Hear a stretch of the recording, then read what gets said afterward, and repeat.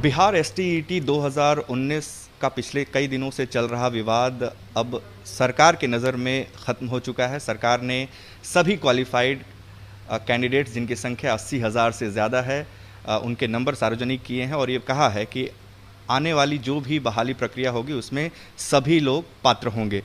मंत्री जी, आपने 80,000 की लिस्ट जारी कर दी है और ये कहा है कि अब सब एग्ज़ाम में बैठ पाएंगे, लेकिन जो मेरिट में कैंडिडेट्स हैं वो कह रहे हैं कि ये तो विज्ञापन की शर्तों का खुला उल्लंघन है। जब सरकार ने खुद कहा था कि जितनी वैकेंसी है उतने ही लोग पास किए जाएंगे, तो फिर ऐसा क्यों किया गया?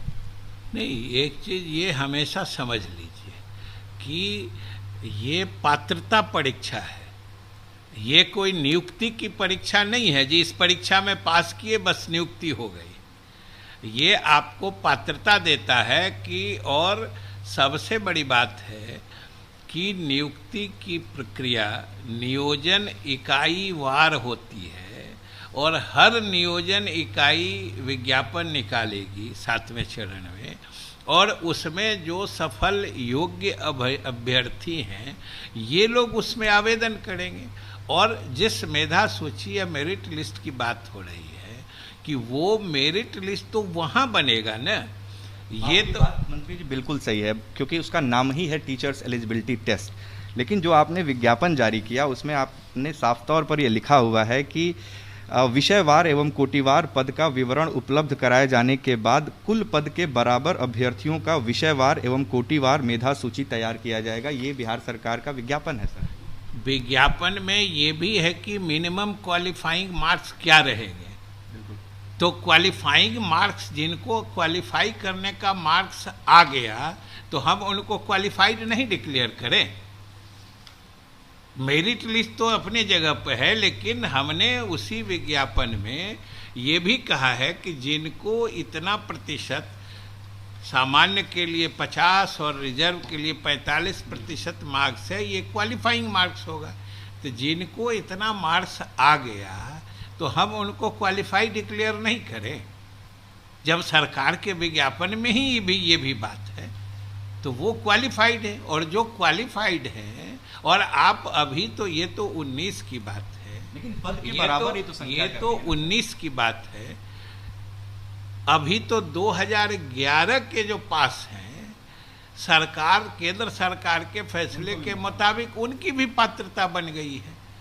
तो इसमें तो वैकेंसी के बराबर तो लिस्ट वहाँ बनता है ना जहाँ पर नियुक्ति की प्रक्रिया होती है। यहाँ तो पात्रता की प्रक्रिया है, इसलिए ये फर्क हमेशा समझा जाना। माध्यमिक शिक्षा के निदेशक ने बिहार बोर्ड को ये लेटर लिखा था 30 सितंबर 2019 को, और उसमें उन्होंने साफ लिखा था कि इस क्रम में यह भी सूचित करना है कि माध्यमिक शिक्षक पात्रता परीक्षा 2019 में माध्यमिक और उच्च माध्यमिक प्रक्षेत्र अंतर्गत विभाग द्वारा माध्यमिक शिक्षक पात्रता परीक्षा 2019 के लिए उपलब्ध कराई गई रिक्तियों के बराबर अभ्यर्थियों को उत्तीर्ण कराया जाए। इसका मतलब साफ है कि जितनी 37,000 वैकेंसी थी उतने लोगों को ही आपको पास कराना था सर। आपने कहा कि ये पात्रता परीक्षा है, मेरिट इसमें नहीं था, लेकिन ये हाई कोर्ट में बिहार बोर्ड ने ये काउंटर दिया हुआ और इसमें साफ लिखा हुआ है कि that STET 2019 had not been a qualifying examination, rather it is in the nature of competitive examination to select the best teacher। Sir ये सारी बातें तो आपने ही कही हुई हैं सर। आप ये बात दूसरी बार बोल रहे हैं और हम भी आपको वो चीज़ दूसरी बार बता रहे हैं कि ये तो मेरिट जो है, कोई भी बताइए कि कोई भी परीक्षा होती है उसमें जो अंक आते हैं तो उसके आधार पर मेरिट लिस्ट बनता है कि नहीं बनता है। उसके आधार पर मेरिट लिस्ट बनता है, लेकिन वो मेरिट लिस्ट किस चीज़ के लिए है? वो पात्रता का मेरिट लिस्ट है ना, नियुक्ति का मेरिट लिस्ट नहीं है। ये फर्क समझना चाहिए। और ये सही है कि उस समय जो कहा गया था, कभी कभी ये अनुमान होता है कि उतने लोग आते, अभी भी बहुत सारे आप देखे होइएगा जो डिटेल हम लोग कोटिवार दिए हैं, उसमें से बहुत जगह सीट के मुताबिक लड़के क्वालिफाई ही नहीं कर पाए, ये भी उस डिटेल में है। तो इसलिए वो चीज़ें अपनी जगह पर हैं। इसलिए अब किसी को भी, आपको भी इस मामले को और अकारण उलझाने से अच्छा है कि सीधा लड़कों को सही चीज समझ के सही दिशा की तरफ वो चले और इंतज़ार करें। क्वालिफाइड लड़के हैं, मेरिट वाले लड़के हैं, हम सब लोग, वो बिहार के भविष्य हैं, शिक्षा विभाग के भविष्य हैं। हम उनसे यही कहेंगे कि छठे चरण की नियुक्ति समाप्त होने दें, सातवें चरण की नियुक्ति के लिए नियोजन इकाईवार जो हमारे जिला परिषद हैं, जो हमारे नगर निकाय हैं, वो विज्ञापन जारी करेंगे, वो उसमें आवेदन करें।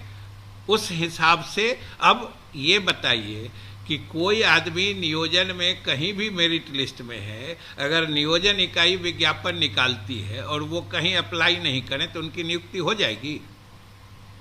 तो फिर लेकिन सवाल ये आ रहा है सर कि सुप्रीम कोर्ट की गाइडलाइन है, सुप्रीम कोर्ट ने साफ कहा हुआ है कि विज्ञापन में कोई बदलाव नहीं किया जा सकता। सर एक आखिरी सवाल, विज्ञापन में कोई बदलाव नहीं किया, अब आपको सब बात कर दिए सर। जो मेरिट में छात्र पास हुए, रिकॉर्ड करें, नेक्स्ट टाइम से हम आपको अलाउ नहीं। ठीक है, तो बिहार के शिक्षा मंत्री जिन्होंने अपनी पूरी बात रखी और ये कहा कि चूंकि ये पात्रता परीक्षा थी और उम्मीद नहीं की गई थी कि इतने ज़्यादा अभ्यर्थी इस परीक्षा में शामिल होंगे, इसलिए जो रिज़ल्ट है वो बाद में बढ़ा है और तकरीबन 80,000 से ज़्यादा जो अभ्यर्थी हैं अब वो इस परीक्षा में पास हुए हैं और आने वाले 7वें चरण या फिर उसके बाद जो भी बहाली प्रक्रिया होगी उसमें न सिर्फ 2019 STET के पास अभ्यर्थियों को मौका मिलेगा, बल्कि अब जबकि TET के सर्टिफिकेट की वैलिडिटी लाइफ टाइम हो चुकी है, तो 2011 के वो कैंडिडेट जिनकी उम्र सीमा आने वाले चरणों के लिए पात्र होगी, उन्हें भी आगे मौका मिलता रहेगा।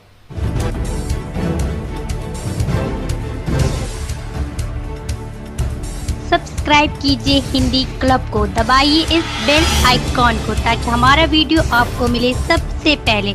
शेयर करें अपने दोस्तों के साथ ताकि वो भी इसका लाभ उठा सके। ये सब बिल्कुल फ्री है।